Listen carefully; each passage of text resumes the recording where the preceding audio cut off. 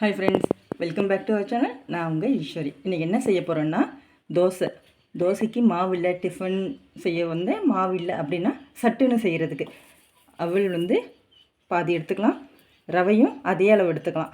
இப்போ எப்படி இருந்தாலும் ஆயுத பூஜை இது போல் தொடர்ச்சியாக விசேஷம் வரும். அப்போ நம்ம அவல் எடுப்போம் இல்லையா? இன்றைக்கி உங்களுக்கு யூஸ் ஆகலைனாலும் அவல் இருக்கப்போ இதை யூஸ் பண்ணி பாருங்கள். செம்ம சூப்பராக இருக்குங்க இந்த தோசை.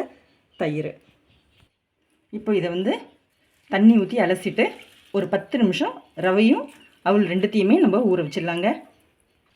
இதில் கொஞ்சம் டஸ்ட்டு மேலே வரும், அதை நீங்கள் அலசிடுங்க. வெறும் 10 நிமிஷம் போதுங்க. இது ஊறினதுக்கப்புறம் பார்க்கலாம்.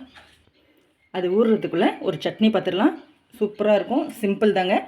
10 நிமிஷம் மிளகாயை தண்ணியில் ஊற வச்சிடலாம். இல்லை சீக்கிரம் ஊறணுன்னா கொஞ்சம் வெந்நீரை வச்சு ஊற வச்சிங்கன்னா ஈஸியாக ஊறிடும். ஏன் ஊற வச்சு செய்யணும் அப்படின்னா அப்போ தாங்க இந்த பேஸ்ட்டு போல் வரும், இல்லைன்னா திரியாக நிற்கும். இந்த தண்ணியை கொஞ்சம் ஊற்றிக்கலாம். சின்ன துண்டு புளிங்க, திப்பி ஓடு எதுவும் இல்லாமல் போட்டுருங்க. ஒரு 5-6 பல்லு பூண்டு, ஒரு வெங்காயத்தை இது போல் அரிஞ்சு போடுங்க. உப்பு கொஞ்சம், நம்ம ஏற்கனவே தண்ணி ஊற்றிருக்கோம், அது இல்லாமல் வெங்காயமே தண்ணி விடுங்க. இதை டேஸ்ட்டை அதிகப்படுத்தி கொடுக்க சின்ன துண்டு வெல்லம், அவ்வளோதாங்க. இதை அரைச்சிட்டு வந்துடலாம். பாருங்கள் எவ்வளோ நைஸாக இருக்குது. இது போல் அரைச்சிட்டு ஒரு பாத்திரத்தில் மாற்றிடலாம். இந்த தோசைக்கு இந்த சட்னி தாங்க சூப்பராக இருக்கும். இதுக்கு ஒரு தாளிப்பு பார்த்துடலாம். அடுப்பில் ஒரு எண்ணெய் சட்டி வச்சு எண்ணெய் ஊற்றிடுங்க. எண்ணெய் சூடானதும் கடுகு, உளுத்தம்பருப்பு ரெண்டுத்தையும் போட்டுடலாம். அது பொரியட்டும். இப்போது ஒரு கொத்து கருவேப்பிலையை அதில் போட்டுடலாம். உங்களுக்கு தாளிப்பு வேணாம், எண்ணெய் மட்டும் சூடு பண்ணி ஊற்றி நாங்கள் சட்னி சாப்பிடுவோன்னா அது உங்கள் விருப்பம்தான்.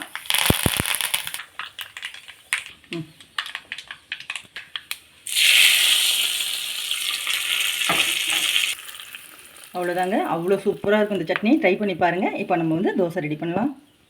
பாருங்கள், அவல்லாம் நல்லா ஊறிடுச்சு. தண்ணியெல்லாம் பாருங்கள் அப்படியே உறிஞ்சிடுச்சு.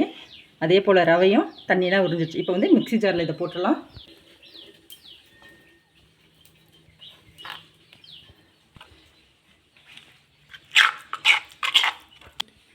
இப்போ இதில் தயிரை சேர்த்துடலாம். தேவையான அளவு உப்பை போட்டு அரைச்சிட்டு வந்துடலாங்க. தோசைக்கு எப்படி ஃபைனாக அரைப்போமோ அது போல் அரைக்கலாம். எவ்வளோ அரையுதோ அவ்வளோ அரைச்சா போதும். எல்லாமே ஊறி இருக்குது. இந்த அளவுக்கு ஃபைனாக அரைச்சிக்கோங்க. இப்போ கொஞ்சம் தண்ணி ஊற்றி தோசை மாவு பதத்துக்கு நம்ம கலந்துக்கலாம். இப்போ ரவையும் அவலும் இருந்ததுனால நம்ம இப்படி செஞ்சோம். அவல் இல்லைன்னா நீங்கள் இதை வடித்த சாதம் இருந்தால் கூட செய்யுங்க. அப்போ ஆப்பச்சோட கொஞ்சம் கலந்துக்கிட்டிங்கன்னா இந்த தோசை சூப்பராக வருங்க. இங்கே பாருங்கள் எவ்வளோ சூப்பராக இருக்குது பாருங்கள். மாவு இவ்வளோ திக்காக இருக்குது. இப்போ கொஞ்சம் மிக்சியை கழுவி தண்ணி ஊற்றி நம்ம இதை கலந்து விட்டுக்கலாம்.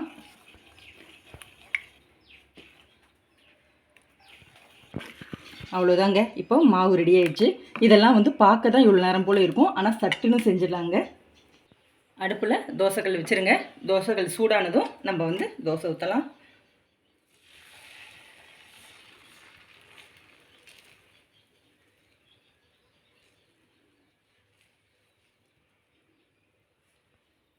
சுற்றியும் கொஞ்சம் எண்ணெய் ஊற்றிக்கோங்க. மாவுலேயும் உப்பு கரெக்டாக போட்டிருக்கோம், சட்னிலையும் கரெக்டாக இருக்குது. அதனால் நீங்கள் எதுலையாவது உப்பை கொஞ்சம் கம்மி பண்ணிக்கோங்க உங்களுக்கு வேணும்னா. இப்போது செவந்துடுச்சு, திருப்பி போடலாம். நல்லா வருங்க, சூப்பராக இருக்கும். சாப்பிடவும் ரொம்ப டேஸ்ட்டாக இருக்கும். சட்டுன்னு செஞ்சிடலாம். ட்ரை பண்ணி பாருங்கள். இப்போது எடுத்துடலாம். ரொம்ப கிறிஸ்பியாக இருக்குங்க.